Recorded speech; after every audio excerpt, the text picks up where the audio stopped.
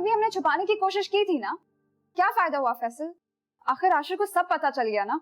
तो अच्छा है ना, तुम यही चाहती थी कि वो जान जाए कि रेहान बेकसूर है, तो ये हो गया। अब तो तुम्हें खुश होना चाहिए यार। लेकिन वो सारे मैसेजेस रेहान के खिलाफ जाते हैं।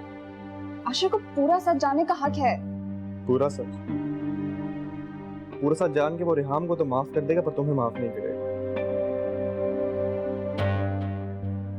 देखो, अगर यहाँ तक मामला ठीक हो गया तो आगे भी ठीक हो जाए, और एटलीस्ट रेहान वहां कम मुश्किल में हो गया। तो तुम आशिर से कब तक बात नहीं करोगे?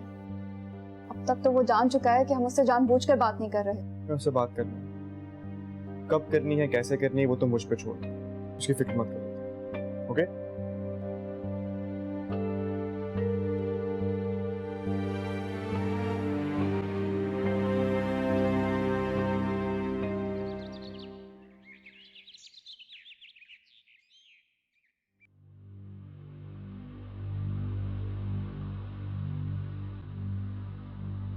भाई तुम परेशान क्यों हो रही हो? क्यों ना हो परेशान?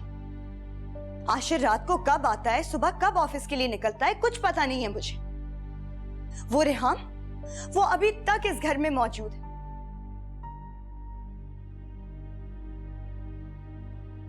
तलाक तो दूर की बात है, अपनी आंखों से मैंने आशिर को अपनी मोहब्बत का इजहार करते हुए देखा है उससे। तो फिर इस रिश्ते का क्या मुस्तकबिल है अम्मी? और आप कहती है मैं परेशान ना हूं। कह तो तुम ठीक रही हो, लेकिन मुसीबत यह है कि तुम्हारे अब्बू के दिमाग में क्या चल रहा है इस बारे में कुछ पता ही नहीं चलता। वो इस सारे मसले को किस तरह ले रहे हैं, क्या करना चाह रहे हैं, कुछ अंदाजा भी तो नहीं है हमें। रहने दें उन्हें, उन्हें सिर्फ अपने फायदे की पड़ी है। उनकी बेटी की जिंदगी में क्या होता है उन्हें कोई फर्क नहीं पड़ता। नहीं फरा, ऐसा नहीं है, वो हर वक्त तुम्हारे बारे में तो सोचते। अम्मी आप खुद को ये धोखा दे सकती हैं, लेकिन मुझे नहीं। वो मेरे लिए ये सब कुछ नहीं कर रहे। वो ये सिर्फ और सिर्फ हुप्पो की दौलत हासिल करने के लिए कर रहे। चाहे वो मेरी आशिर से शादी करवा के ये दौलत हासिल करे या उसके बगैर, उन्हें कोई फर्क नहीं पड़ता। फरा, यही सच है अम्मी। लेकिन आप मेरी बात सुन लें, ये दौलत ना मेरा मकसद कभी थी और ना है। मैं 1000 बार इस दौलत के ऊपर आशिर को तरजीह दूंगी। और ये बात आप अब्बू को समझा दें तो बेहतर होगा।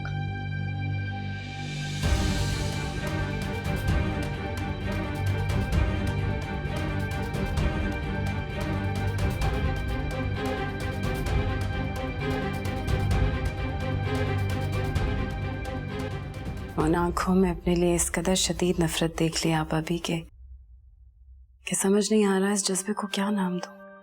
ये सब इसलिए हो रहा है कि आशिर दिल से तुम्हें बेगुनाह कबूल कर चुका है। तुम्हें तो खुश होना चाहिए बेटे।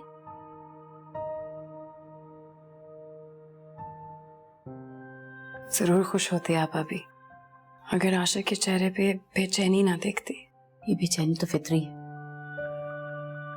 क्योंकि इस घर में जो सलूक तुम्हारे साथ होता रहा है वो खुद को उसका जिम्मेदार ठहरा रहा है,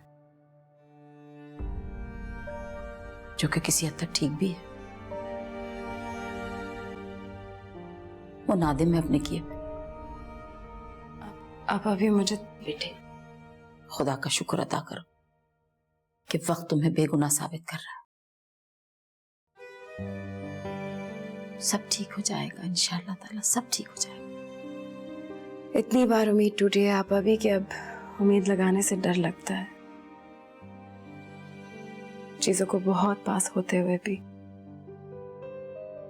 बहुत दूर होते देखा है। यकीन रखो कि अल्लाह ताला अपने किसी भी बंदे का उसकी हिम्मत से ज्यादा इम्तिहान नहीं लेता। और मुझे लग रहा है कि तुम्हारा इम्तिहान खत्म होने जा रहा है।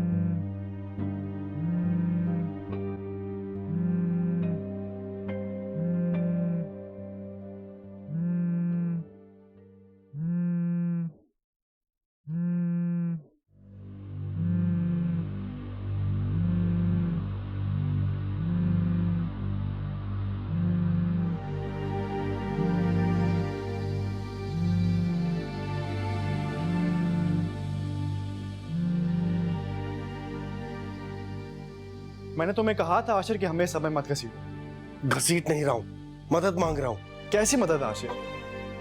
ये तुम्हारा और रेहाम का मामला है। आपस में जो करना है करो, पर मुझे और सबूर को मत घसीटो इसमें। दोस्त हो तुम मेरे, और सबूर रेहाम की। तो क्या करें? अपनी जिंदगी बर्बाद कर दें दोस्ती निभाने के लिए? देखो आशिर, जब से ये प्रॉब्लम हुआ है मेरी और सबूर की मैरिड लाइफ बर्बाद होकर रह गई। सबूर इस मामले को लेकर इस कदर डिस्टर्ब है कि मुझे प्रॉब्लम्स हो गई। और अब मसला क्या है? जब तुमने मान लिया कि रेहाम बेकसूर है तो खत्म करो इस मामले को। खुद भी सुकून से रहो, हमें भी रहने दो।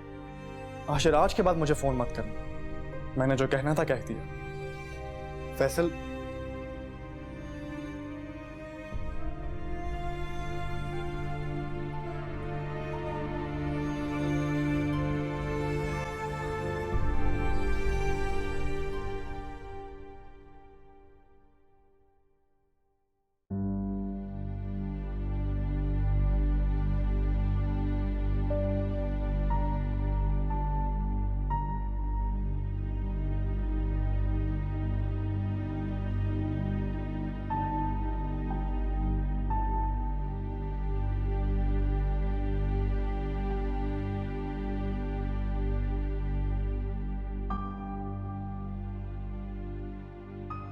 तुम्हारा क्या प्रॉब्लम है?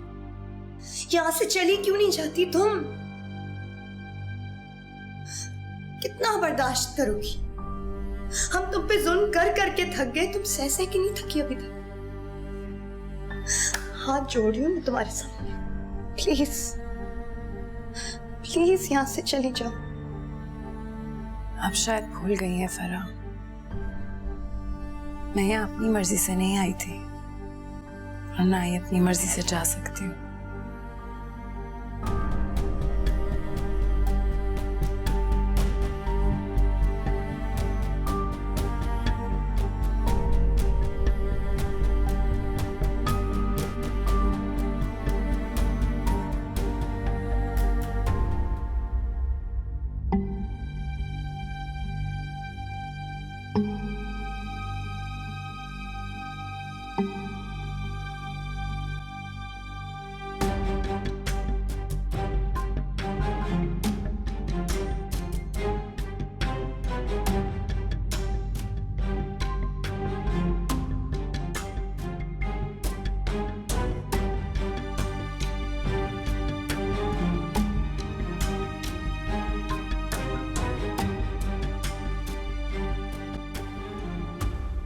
आशिर ले गया था फरा को डिनर पे? जी आपा, ले तो गया था डिनर पर, लेकिन मामलात मुझे कुछ ठीक नहीं लग रहे हैं। क्या मतलब है तौफीक, कैसे मामला? पता नहीं आपा, मैं तो खुद समझने से कासिर हूँ। खुल के बात करो तौफीक, तुम क्या कहना चाह रहे हो? आपा, आशिर अजीब खामोश खामोश सा है। ऑफिस से बहुत जल्दी निकल जाता है, लेकिन रात गए तक घर नहीं आता। ऑफिस के सारे काम रुके पड़े हैं। खैर, आपको बहुत मुबारक हो अवार्ड की, आपकी मेहनत रंग ले आई। बहुत ख्याल रखिएगा अपना। खुदा हाफिज। जी आपा, खुदा हाफिज।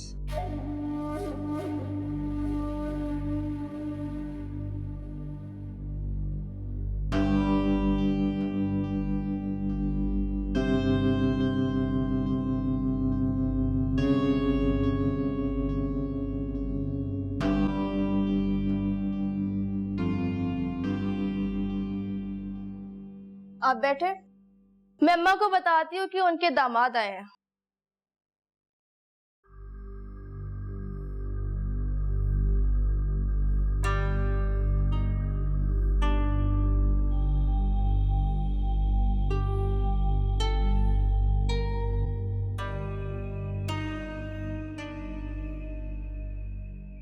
खुदा का लाख लाख शुक्र है कि उसने तुम्हारी नजरों में रेहाम को सुरखरू किया है।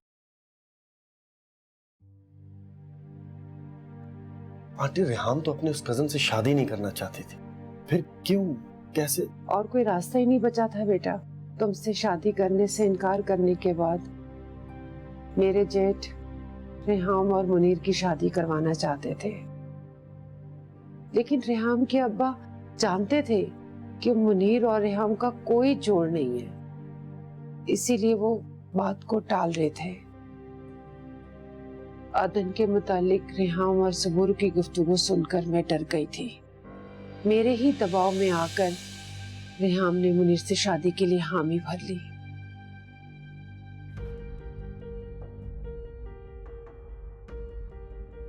रेहाम की शादी के वक्त सबूर यहीं पर थे? हाँ बेटा, वो बहुत नाराज थी। वो नहीं चाहती थी कि मुनीर से रेहम की शादी हो।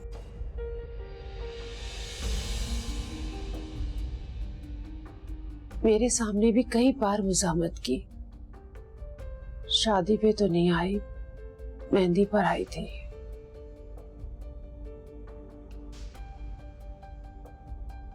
आंटी, रेहाम को मेरे घर वालों के सामने बेगुनाह साबित करने में मुझे आपकी मदद की जरूरत है,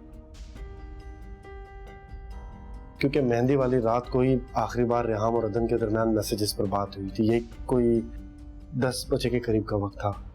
उसके बाद ही अदन मगर बेटा, रेहाम की तो उस वक्त रस्में चल रही थी, उसके पास तो मोबाइल था ही नहीं।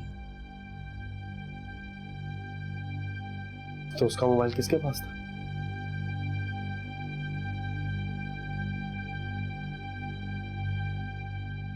सबूर के पास था।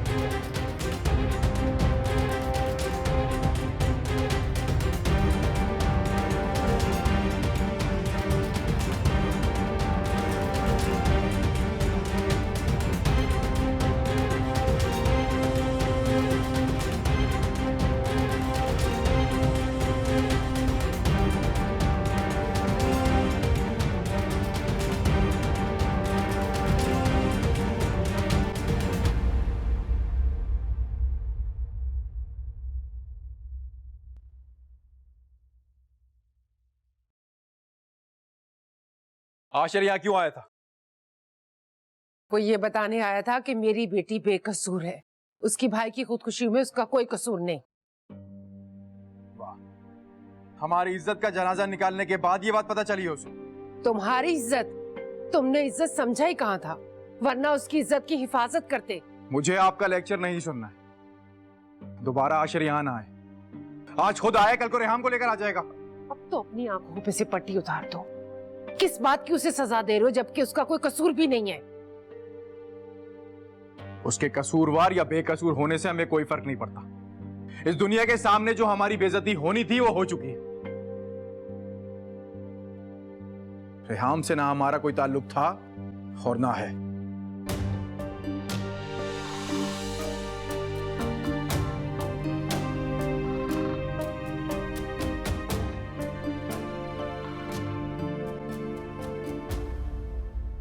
बदले की आग पे मैंने सब कुछ जलाकर राख कर दिया। आप उसका किरदार, उसकी पाकीज़गी, उसकी मासूमियत, उसने रोक कर मिन्नत करके अपनी बेगुनाही साबित करने की कोशिश की, लेकिन एक नहीं सुनी मैंने उसकी। जुल्म तो हमसे हुआ। जुल्म नहीं आप अभी, गुनाह किया हमने। क्या क्या नहीं किया हमने उसके साथ, किस किस तरह से तकलीफ नहीं दी उसे, और किस गुनाह की सजा जो उसका था ही नहीं। रेहाम ने मुझे बताया था कि अदन को मैसेज उसने नहीं, सबूर ने किया। लेकिन तुम मुझे बताओ, मैं कैसे तुम्हें बताती, कैसे सूफिया को बताती? कौन करता मेरा यकीन?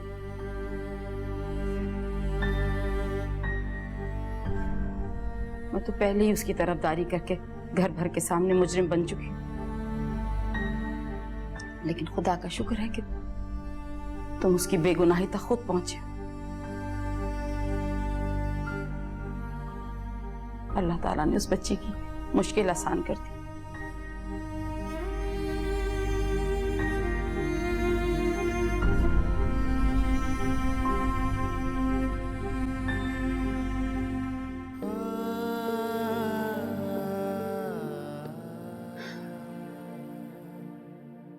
इतना संदिल कैसे हो सकता हूं मैं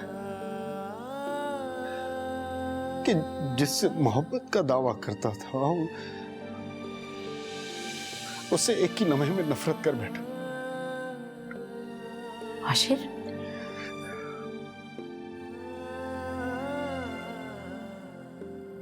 जी हाँ भाभी, रेहाम ही वो लड़की थी जिससे मैं शादी करना चाहता था।